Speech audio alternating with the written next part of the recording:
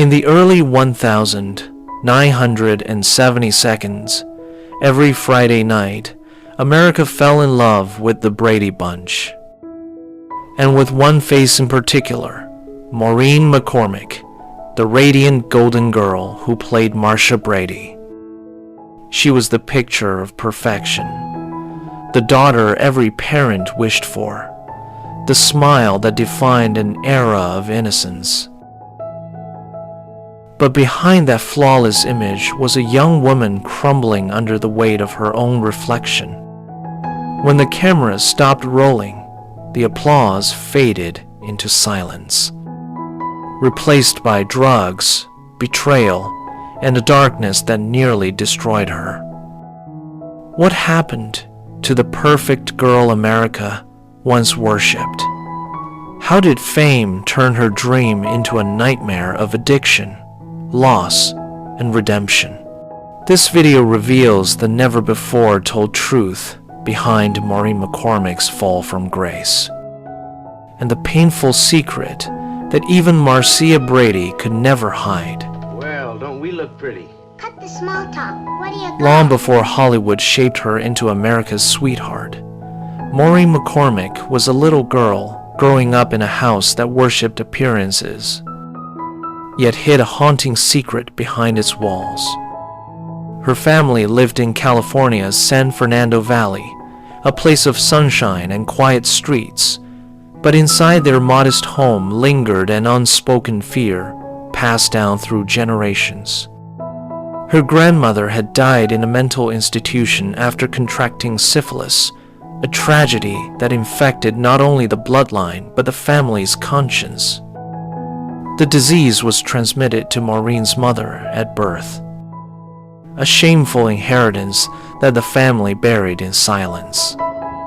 From childhood, Maureen absorbed that fear, that madness and ruin were waiting inside her, that love could vanish without warning. Her father, a strict, devout man, ruled the household through faith and control. Every prayer before dinner reminded Maureen that perfection was the only way to be worthy of God's approval, or her father's. Her mother, overwhelmed by guilt and mental illness, retreated into clutter and isolation, filling every corner of the house with old boxes and memories she couldn't throw away. To the neighbors, it looked like a home. To Maureen, it felt like a maze of forgotten dreams. Inside that chaos, the young girl learned to survive by smiling, to perform calm where there was none, to sparkle so her mother wouldn't crumble. That instinct would later make her a star, but it was born from fear, not confidence. Each compliment at church or school became a small performance of salvation. When the camera eventually found her, she already knew how to act perfect, because she had spent her whole life pretending. But behind the sparkle of a child actor was a wound invisible to audiences. The terror of being ordinary, of losing control, of disappointing the God and the parents who demanded flawlessness. In that silent pressure cooker, the seed of Maureen's future downfall was already planted, long before cocaine, fame, or heartbreak ever touched her life. Hollywood didn't just open its doors for Maureen McCormick. It swallowed her whole. At only 12 years old, she stepped into a world of blinding lights, endless rehearsals, and the illusion of family that millions of viewers would one day mistake for real life. When the Brady Bunch premiered in 1969, it wasn't just a television show, it was a national ritual. Every Friday night, the McCormick's of San Fernando Valley became the Bradys of America. Maureen, with her honey blonde hair and unshakable smile, became Marcia, the teenage dream of a nation recovering from war and scandal. To a divided America, she represented purity, a symbol of hope in knee-high socks and pastel dresses. But while audiences saw a perfect household, the set was a pressure chamber. The 6 young actors shared long filming days that blurred the lines between acting and reality. Maureen was barely a teenager when she discovered that every smile could be monetized, and every mistake magnified.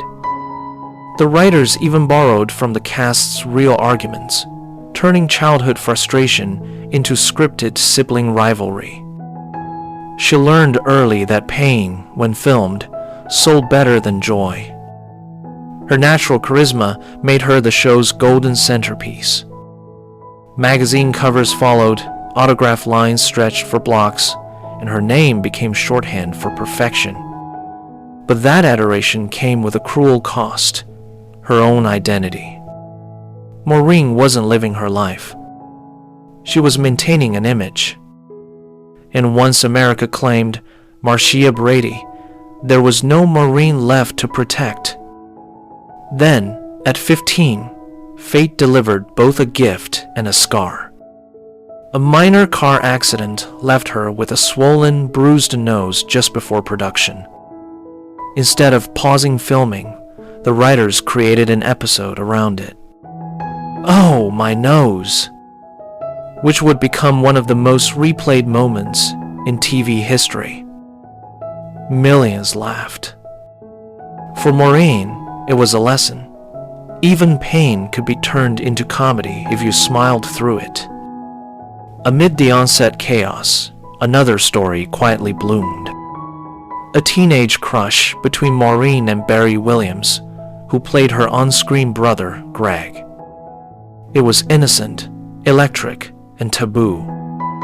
A love that couldn't exist, not in the Brady house, not under the gaze of producers guarding the show's wholesome image.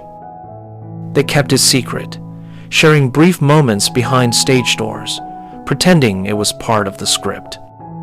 When the Brady Bunch ended in 1974, Maureen was 19 and already a veteran of fame. But outside the studio gates, the world didn't see her as a young woman, only as Marcia. Casting directors smiled politely, then asked for someone more serious.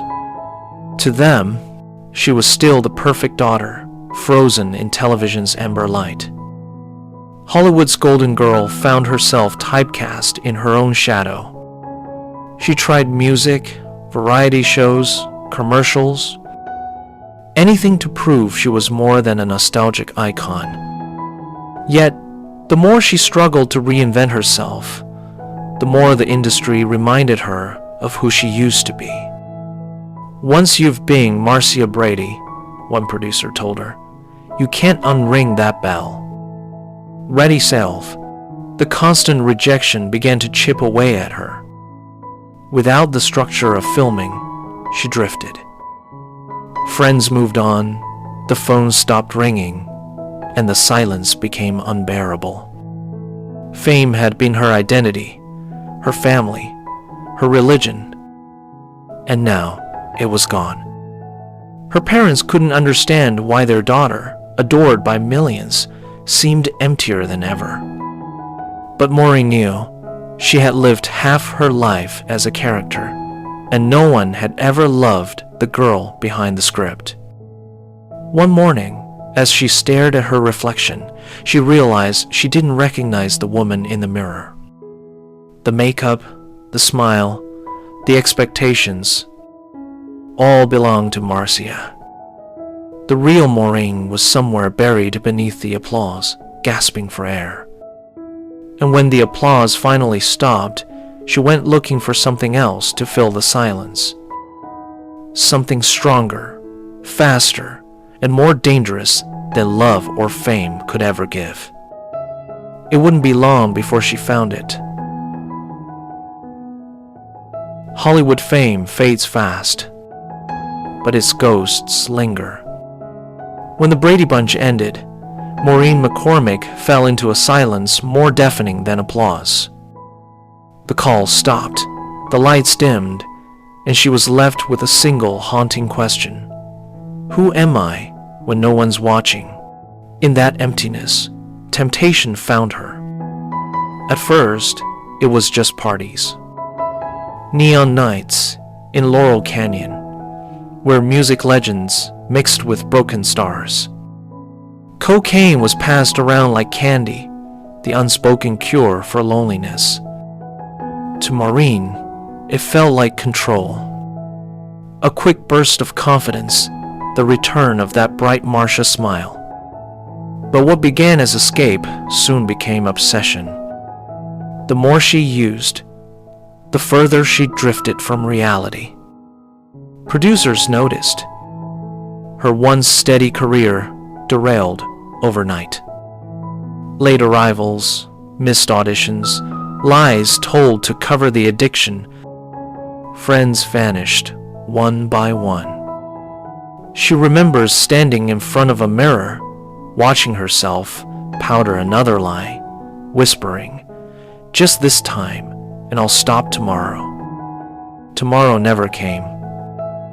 Then came the meeting that should have changed her life. A casting with Steven Spielberg for Raiders of the Lost Ark. She showed up pale, sleepless, her hands trembling. Spielberg looked at her for a long moment, then silently handed her an orange. A wordless act of pity. Maureen later said that was the moment she realized how far she had fallen. He didn't see Marcia Brady. He saw a girl wasting away. They say, and I welcome Period to Redder. By 21, she had endured 3 abortions, each one carving deeper into the guilt that already haunted her. "I lived like there was no tomorrow," she wrote later. "And I almost proved myself right." Dealers became her family, hotel rooms her sanctuary. One night, out of money and desperate, she admitted trading sex for drugs.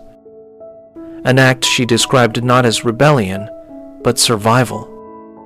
The spiral was merciless. Cocaine, quaaludes, and prescription pills blurred her reality. Some mornings, she couldn't remember where she'd been. Others, she woke beside strangers whose names she didn't know. The girl who once symbolized innocence had become a shadow moving through Hollywood's underbelly. Even her family began to fear her. Her father, once proud, called late at night to beg her to come home. "You're killing yourself, Maureen," he said, "and we can't watch anymore." But she couldn't stop. The drugs had replaced faith, replaced love. They promised peace and delivered nothing but emptiness. Desperate to heal, she turned to Dr. Eugene Landy, the controversial therapist known for curing, Brian Wilson of the Beach Boys. Landy promised salvation through radical treatment. Instead, he drowned her in medications and control. "He put me on so many drugs," she later confessed. "I didn't know if I was coming or going." The therapy became another cage, a chemical version of the fame she once fled. At her lowest, she was unrecognizable, frail, paranoid, haunted by the reflection of a girl she used to be. Studio executives whispered that she was done. One even told her bluntly, "You'll never work in this town again." Those words became the cruel echo that followed her everywhere. A death sentence for the little girl who once believed fame meant forever. The final blow came quietly. A phone call informing her she'd been replaced in a new project because insurance wouldn't cover her. Translation: she was too unstable to trust. Maureen hung up and stared at the wall for hours. That night, she thought about ending it. Instead, she prayed for the first time in years. Not for success, not for forgiveness, but simply to wake up the next morning alive. And somehow, she did. But the woman who opened her eyes that day wasn't the same one America remembered. The girl who used to make the nation laugh now trembled in anonymity, trapped between who she was and who the world wanted her to be. The drugs had taken her beauty, her reputation, and nearly her sanity. Yet, beneath the wreckage, a faint pulse remained. The desperate will to survive.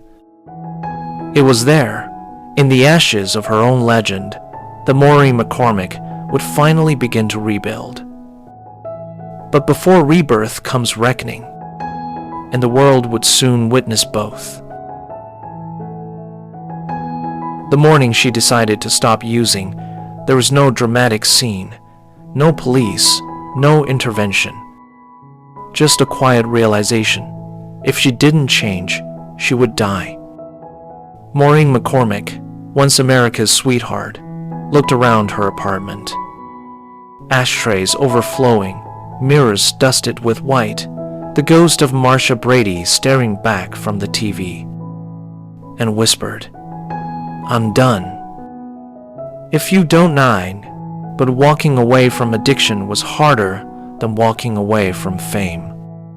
Her body rebelled, her mind screamed. Nights turned into tremors, days into hallucinations. She could hear the audience laughter in her head, cruel and distorted. For 6 years, she had been chained to cocaine and pills, for 10 to bulimia and shame. The detox felt like dying in reverse, the light returning too slowly to bear. Then, in 1985, a twist of fate brought her a lifeline. His name was Michael Cummings, a former actor turned recovering addict. He saw through her trembling hands and hollow eyes. Their first conversation wasn't about Hollywood or the past. It was about survival. "If we don't save ourselves," he told her, "no one else can." That sentence, simple and steady, became her first anchor in years. They married that same year. It wasn't a fairy tale. It was a pact. He kept her away from parties, away from temptation, and closer to faith. For the first time, Maureen felt love without performance. Together, they began rebuilding what fame had destroyed. Trust, health, and a sense of purpose beyond applause. Recovery was messy. There were relapses, therapy, nights of panic when she would wake screaming from dreams of overdose. But step by step, she learned to live again. She began attending 12-step meetings under her real name, not as Marcia. When people recognized her, she didn't hide. "Yes," she'd say, "that was me. But I'm trying to be someone better now." If you don't mind, Hollywood, of course, didn't rush to forgive. Casting directors labeled her unstable, and tabloids treated her sobriety like a spectacle. Yet, little by little, she fought her way back. In 1987, she appeared in Return to Horror High, followed by A Very Brady Christmas, 1988. Viewers were stunned. She was older, wiser, her smile softer, no longer a mask, but a scar healed over. The comeback wasn't about fame. It was about reclaiming the part of herself that addiction had tried to erase. "I didn't want to be Marcia again," she later said. "I just wanted to be Maureen. Alive, sober, and honest." She said, "is a Reading one." Still, life tested her. The 1,990 seconds brought heartbreak and disappointment. Her attempt at a country music career. The album When You Get a Little Lonely, 1995. Flopped commercially. Critics mocked it, labeling her the nostalgia act that wouldn't die. she felt the sting, but this time she didn't run. Instead, she turned the ridicule into reflection. Maybe the world didn't need another Marsha Brady, she wrote, but maybe it needed a survivor.